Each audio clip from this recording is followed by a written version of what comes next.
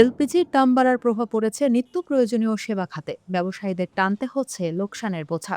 রাজধানীর অলিতে গলিতে ছড়িয়ে থাকা ছোট ছোট অনেক দোকানে জ্বালানির প্রধান উৎস এলপিজি, কিন্তু দাম বাড়ার কারণে জ্বালানির সেই স্বস্তি এখন চাপের মধ্যে। দাম বাড়ানোর পর ১৯৫০ থেকে ২০০০ টাকায় গ্যাস কিনতে পারলেও এখন ২৫০০ টাকার বেশি দিয়ে গ্যাস কিনতে হচ্ছে ভোক্তাদের।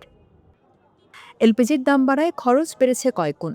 গ্যাসের বাড়তি দামের পাশাপাশি নিত্য প্রয়োজনীয় জিনিসের দাম বাড়ায় লোকসানের মুখে পড়তে হচ্ছে ব্যবসায়ীদের। জি, এখন ২২০০ টাকা ভাই। আগে ১৪০০ ছিল, ১৩০০ ছিল, ১৫০০, ১৬০০ ছিল। এখন ২২০০ টাকা, অনেক সময় ২১০০ পড়ে। এখন সরকার হয়তো দাম বাড়াইছে। ব্যবসা এখন এই যে জিনিসের দাম বেশি, আমাদের এখন লাভ কমে যাচ্ছে।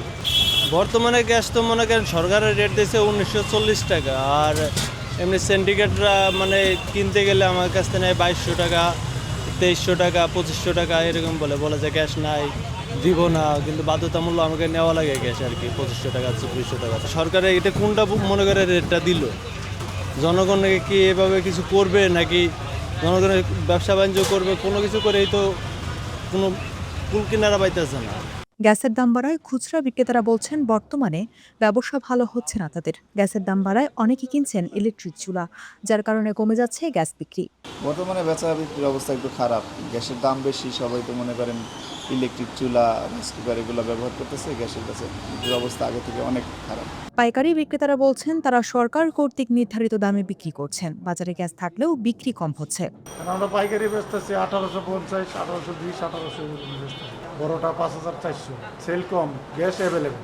কেউ বিক্রি করছেন সিন্ডিকেট করে, তারা বেশি দামে বিক্রি করছেন। তাদের গাড়ি ভাড়া, লোক খরচ লাগছে, তাই তারা কিছুটা বেশি দামে বিক্রি করছেন। এগুলি যারা আমাদের কাছে ডিলাররা কিনে নেয়, আর ওই মনে করেন চেপে বিক্রি করতেছে।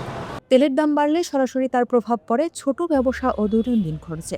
এলপিজির দাম বৃদ্ধি ছোট ব্যবসায়ীদের জন্য তৈরি করেছে টিকে থাকার লড়াই। পরিস্থিতি স্বাভাবিক না হলে এর প্রভাব আরও বাড়তে পারে।